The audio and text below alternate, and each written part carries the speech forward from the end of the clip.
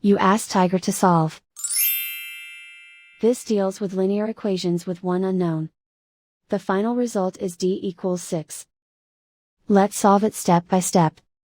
Group all d terms on the left side of the equation. Add 2d to both sides.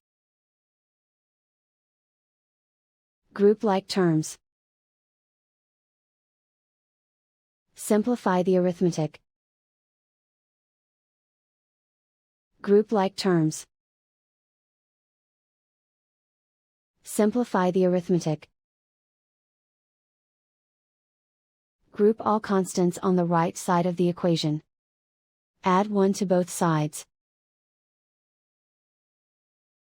Simplify the arithmetic.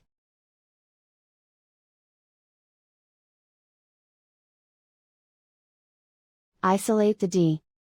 Divide both sides by 5. Simplify the fraction. Find the greatest common factor of the numerator and denominator. Factor out and cancel the greatest common factor. And so the final result is d equals 6.